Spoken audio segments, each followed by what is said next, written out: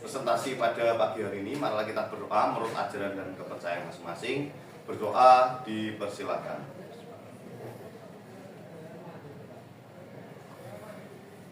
Berdoa selesai. Assalamualaikum warahmatullahi wabarakatuh. Waalaikumsalam warahmatullahi wabarakatuh. Sebelumnya saya mengucapkan terima kasih kepada Bapak Ibu Guru yang sudah meluangkan waktunya untuk kita bekerja kelompok. Yang pertama saya akan memaparkan tentang program PKG PJOK kelas 5 SMA Negeri 1 Kembang. Bulan saya dapat kelas 5. Kalau yang pertama itu ada rancangan pembelajaran berbasis project ya. Lalu yang pertama itu nanti anak membuat lomba permainan tradisional ya, di mana tujuannya untuk peningkatan prestasi belajar dan kebugaran murid melalui permainan tradisional ya. Next, latar belakangnya yang pertama, bermain adalah sarana tubuh dan berkembang bagi anak. Yang kedua, melalui bermain anak melakukan gerakan-gerakan yang bermanfaat untuk pertumbuhan mereka. Lalu yang ketiga, permainan tradisional merupakan kebiasaan adat istiadat yang diwariskan secara turun-temurun yang mengandung interaksi dan nilai-nilai sosial serta gotong royong. Lalu yang keempat, guru memfasilitasi kebutuhan kebugaran murid dengan mengakomodasi ide-ide murid, voice ya. Jadi kemarin murid itu tak suruh membuat suatu pertandingan tradisional, lomba tradisional. Lalu saya berinteraksi dengan murid itu milih antara permainan tradisional atau yang modern. Nah, kebetulan dari siswa itu memilih yang tradisional gitu. Lalu melalui sebuah permainan ya, untuk yang kelima guru memberikan opsi choice tadi sudah. Lalu tentang permainan tradisional yang diminati sehingga diharapkan murid terlibat aktif dan meningkatkan motivasi instinktif mereka untuk belajar ownership ya. Jadi anak kemarin tak suruh membuat suatu perlombaan pertandingan. Kebetulan dari anak kemarin menghendaki lomba tradisional tapi memilih di Gopak Sodor ya, Gopak Sodor. Kenapa tujuan Gopak Sodor? Ya tadi untuk keaktifannya lebih banyak gitu. Dibandingkan kemarin tak suruh milih juga atau mau lompat tali. Wah, enggak Pak, ribet. Ya udah, akhirnya milih di Gopak Sodor. Ya. Terus sehingga murid dapat bertindak secara aktif dan membuat keputusan serta pilihan yang bertanggung jawab daripada hanya sekedar menerima apa yang ditemukan oleh orang lain. Dan Asinji, berdasarkan pengamatan saya pada saat jam istirahat murid-murid cenderung melakukan kegiatan fisik ya. Dari jam istirahat anak-anak dilihat itu rata-rata ke fisik berupa kejar-kejaran, adu kuat dan lainnya, sehingga menimbulkan salah paham yang berakibat perkelahian dan rusaknya fasilitas sekolah. Karena tidak tersalurkan kebutuhan akan aktivitas gerak mereka. Lalu yang terakhir, untuk mengakomodasi kebutuhan murid akan dilaksanakan lomba permainan tradisional yang mengaplikasikan penerapan pendidikan gerakan aktivitas kebugaran jasmani dan sport education model desain ya. Lanjut, tujuan program. Di sini ada tujuan programnya. Yang pertama, pengenalan kembali budaya bangsa kepada generasi muda. Karena nyuwun sewu, generasi muda yang saat ini itu rata-rata sudah generasi Z ya. Kayak rata-rata pakainya gadget ya, gadget. Jadi jarang untuk bermain tradisional. Makanya kita coba ya dihidupkan kembali.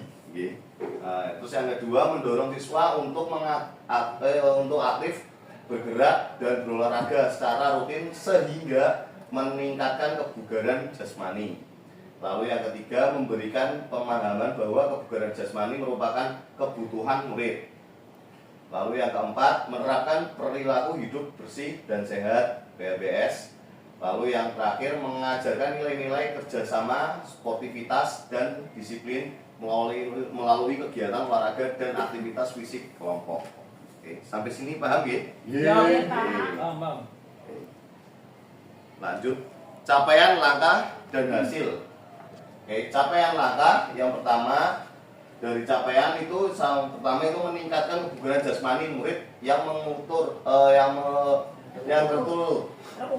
itu. Oh iya, yang terukur melalui tes kebugaran berkala. Yang dua, meningkatkannya nilai akademik dan konsentrasi siswa dalam KBM, terwujudnya perilaku hidup bersih dan sehat ya, PHS murid. Ya.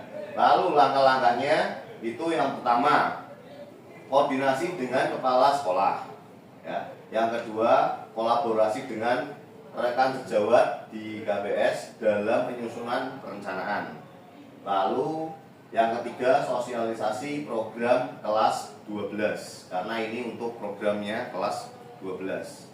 Oke. Lalu yang terakhir, melakukan program evaluasi dan refleksi. Nah, di sini ada hasilnya. Yang pertama, penuhnya gerak kebutuhan murid. Yang kedua, murid memiliki kebugaran jasmani yang menjadi kebutuhan mereka. Lalu yang ketiga, terbentuknya karakter building, profil pelajar Pancasila. Oke, lanjut. Struktur program dan mitra. Oke, di sini ada 10 program dan mitra. Ya, yang pertama, populer. Oke, populer. Ya, yang kedua kita pakai kelas 12.1 sama 12.2 karena kebetulan saya cuma mengajar di kelas 12.1 dan 12.2. Lalu jeda akhir penilaian semester 1, jadi mulai minggu depan. Oke, mulai minggu depan baru akan diterapkan. Melibatkan komunitas belajar sekolah, jadi semua siswa. Lalu memanfaatkan aset sekolah, memanfaatkan aset yang ada di sekolah sini. Lalu yang ketiga, mitra kerja, komite sekolah, wali murid, lalu siswa. Oke. Lanjut, pernyataan tentang kapasitas yang dimiliki sekolah. Yang pertama itu kita punya model manusia. Model manusia terdiri dari kepala sekolah, guru, TU, dan siswa yang berkarakter. Lalu kita mempunyai model sosial. Model sosialnya apa aja? Mempunyai kesepakatan kelas untuk meningkatkan budaya positif.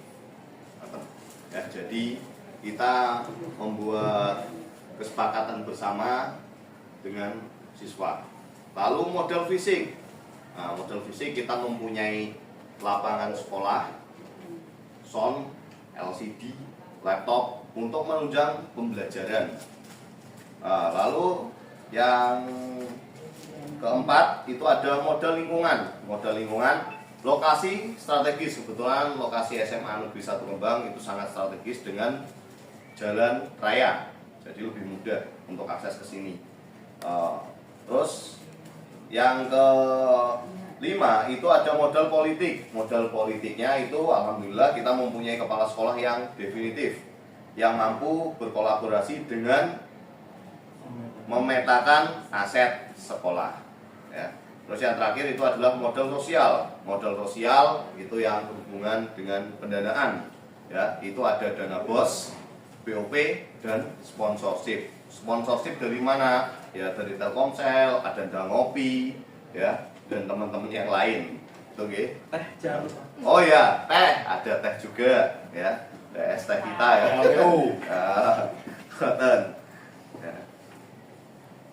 Oke, lanjut rencana evaluasi. Ya, di sini untuk rencana evaluasinya yang pertama tujuan pembelajaran, lalu ketercapaian tujuan pembelajarannya. Yang kedua umpan balik murid, ya. Itu pengalaman belajar mengumpulkan pendapat melalui refleksi. Ya. Lalu yang ketiga itu umpan balik rekan sejawat. refleksi, perencanaan, pelaksanaan, pengelolaan program. Oke. Lanjut yang keempat itu evaluasi penerapan fair play. Ya, jadi peninjau penerapan konsep fair play dan sikap positif ke langkah selama kegiatan, ya, mengevaluasi bagaimana murid menghormati aturan, ya. Jadi murid harus menghormati aturan tersebut, tidak asal-asalan bermain. Nanti ada wasitnya juga. Lalu lanjut mengevaluasi bagaimana murid menghormati aturan, menghargai lawan, dan mewujudkan etika olahraga yang baik, ya, jadi untuk sportivitasnya.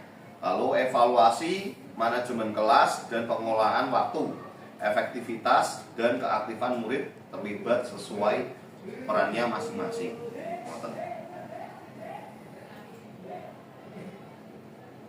Lanjut kemungkinan tantangan.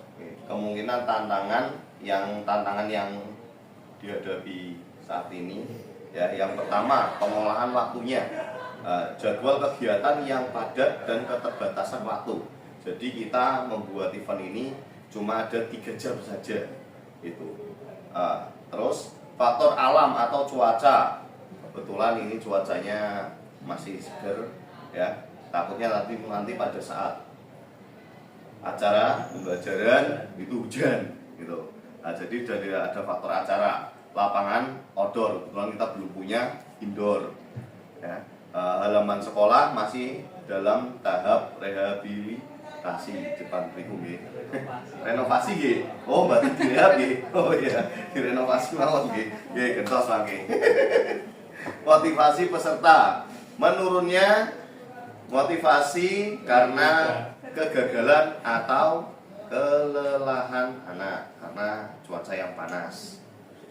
Oke. Manajemen tim, perbedaan kemampuan, kepribadian dan fisik pemain. Jadi setiap orang kan ada beda-beda fisiknya.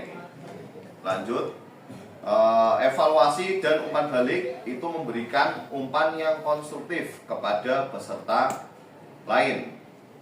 Lanjut yang terakhir, keterlibatan wali murid dan masyarakat sekitar, kurangnya dukungan, ya. Kadang nyuwun sewu pada saat anak pembelajaran, wali murid kan ada kegiatan masing-masing, ya. Jadi ya kurang, tidak tahu, ya, kemungkinan tidak tahu. Maka lanjut untuk solusinya, penjadwalan kegiatan baik dan efisien. Jadi kemarin mahasiswa membuat waktu organisasi, lalu buat peraturannya gimana caranya biar lebih efisien, ya, dalam waktu 3 jam ini.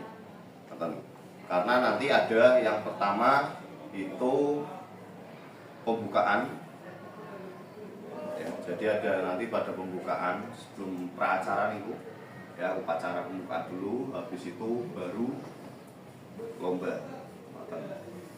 Terus nanti terakhir ada penerimaan piala juga Bapak nanti. Ya, nanti ada penghargaan untuk anak, ya, reward. Nanti anak di situ ada yang jadi bupati. Ya, jadi nanti ada sambutan, anak suruh jadi pura-pura jadi bupati, mungkin pakai baju kaki dan lain sebagainya. Ya. Terus memberikan pendekatan yang positif dan tambahan motivasi kepada anak, ya, biar anak lebih semangat. Lalu yang ketiga, pinjam lapangan gedung NU apabila misal di sini hujan. Coba kita nemu di gedung NU, mungkin kalau untuk Gopak Sodor, indoor kan di sana indoor, kita bisa pinjam sebentar, insya Allah gratis kalau di sana. Ya. Mungkin untuk permainan Gopak Sodor aman di sana, masih terjangkau. Tapi kalau bermain basket tidak bisa di sana. Lalu segera berkomunikasi dengan yang punya gedung NU, lalu serta memberikan pemahaman tentang inklusivitas, ya. Lalu yang keempat, memberikan umpan balik sesering mungkin. Yang terakhir, mungkin kepada setiap peserta mengadakan pertemuan rutin dengan wali murid dan masyarakat sekitar untuk menjelaskan tujuan program, ya. Mungkin kita cuma hanya lingkup kelas saja, ya, tidak perlu ke masyarakat gitu. Mungkin bisa minta tolong murid mawon. Lanjut.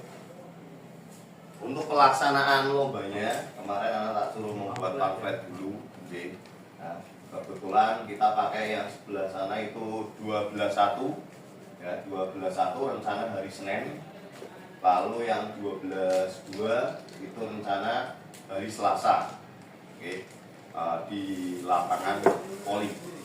Kalau tidak hujan, mungkin kalau hujan kita dipindah ke gedung NU.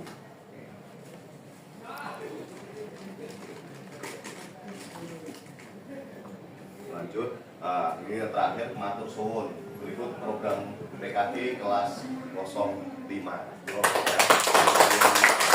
Mungkin ada pertanyaan dari Bapak Ibu.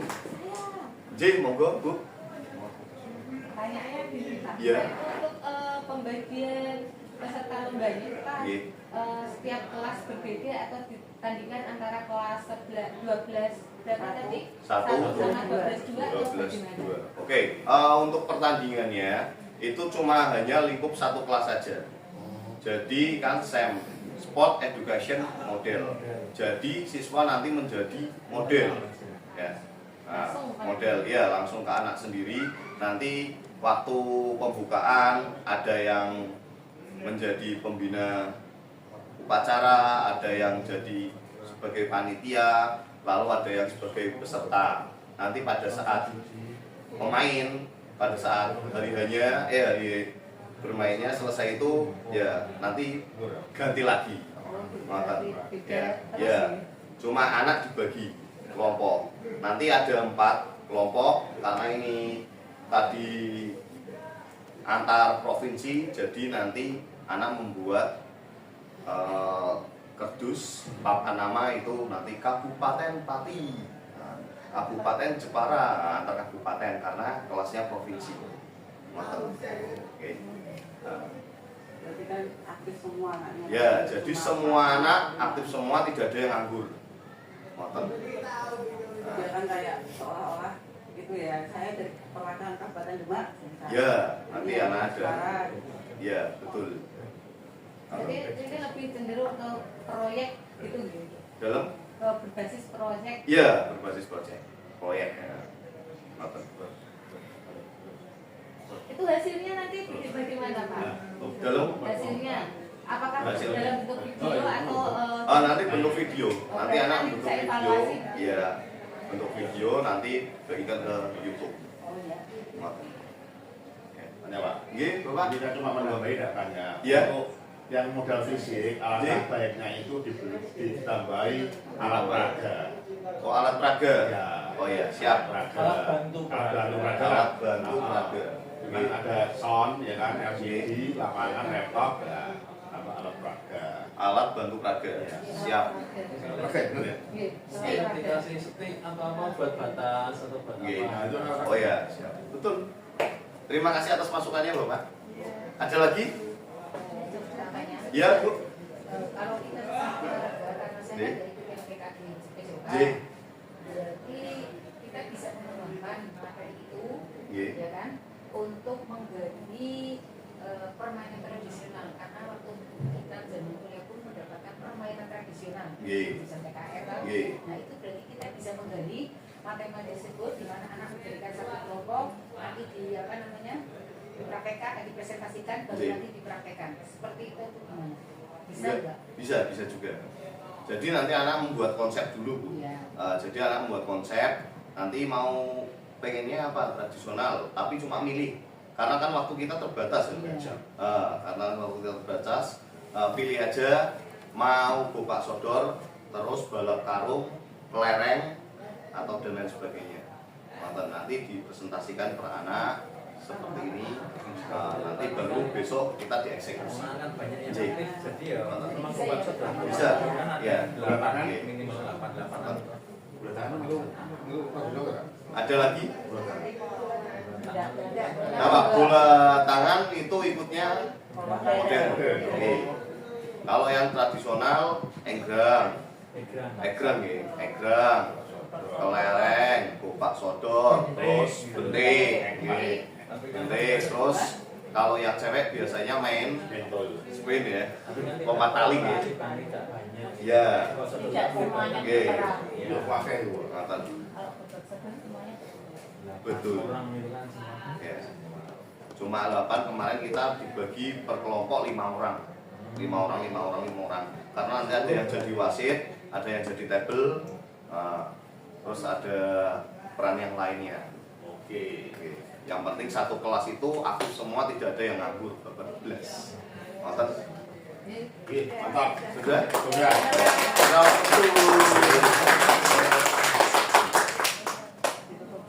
sebelum mengakhiri presentasi pada pagi hari ini, marilah kita berdoa menurut ajaran dan kepercayaan masing-masing.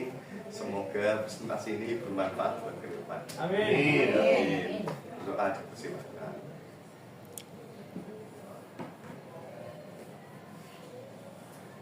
Doa selesai. Bila taufiq wal hidayah. Wassalamualaikum warahmatullahi wabarakatuh. Waalaikumsalam. Waalaikumsalam.